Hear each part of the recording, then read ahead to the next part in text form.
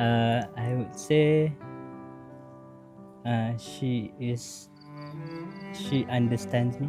I would say understandable lah in every manner, in everything that I want to do. Although benda tu macam memerlukan sedikit pengorbanan daripada dia, tapi dia faham untuk kebahagiaan saya dan juga kebahagiaan kami. Wah. Tak nak boleh tak? Sumpah tak tahu. Kita orang kenal melalui seorang kawan sekerja saya dan Kawan sekolah menengah saya.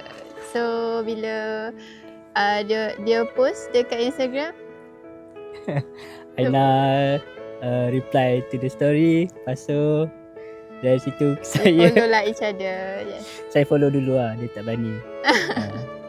Saya follow dulu. Saya reply story dulu. Lepas tu saya ajak keluar dulu lah. Yeah. So yang buat first step tu Faizal. First step untuk kenal lah. First step untuk kenal. Yes. Tapi I yang approach, reply dekat I yang macam approach untuk start kenal lah.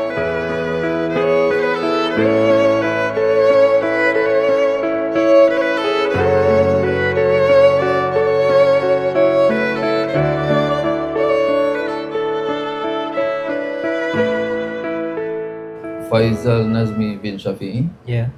Aku nikahkan dikau dengan adikku Nur Aina binti Jamaluddin dengan mas kahwinnya RM200 tunai. Saya terima nikahnya Nur Aina binti Jamaluddin dengan mas kahwin RM200 tunai. Alhamdulillah. Al-Fatihah.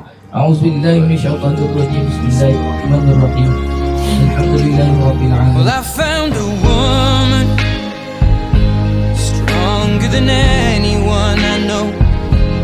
She shares my dreams. I hope that someday I'll share her home. I found a love Apa yang membuatkan Aina suka Faizal? to carry me. Always guide me to do anything that I tak tahu nak buat decision. Paling senang is makan lah. Macam hari ni nak makan apa? So macam dia always give the suggestion lah. So I'm okay with anything. So always guide me and always ada dengan I macam tu. Dia seorang yang independent. Bila dengan saya dia berjaya independent kepada saya, tapi saya masih nak kekalkan perwatakan yang saya suka. So, saya bagi dia pilihan dan dia buat pilihan itulah sendiri. So untuk menjawab soalan tu kenapa saya suka dia, to be honest, the first time I fell in love with her, I don't have the answer for it. Saya memang suka je dia. Sebab I think sebab dia tak putus asa untuk mengorat saya. Yeah. Looking so beautiful, I don't deserve this. Darling, you look perfect tonight.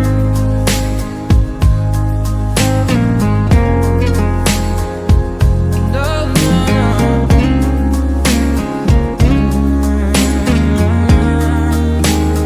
baby, I'm dancing in the dark with you between my arms, barefoot on the grass, or listening to our favorite song. I have faith in what I see.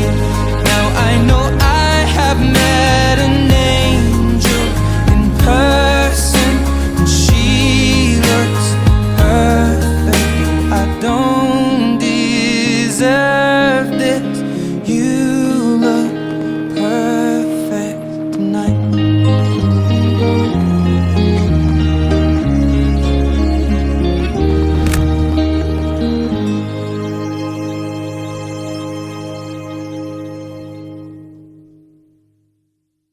Hopefully harapan is dia ada je dengan I sampai jannah and boleh bina keluarga yang happy.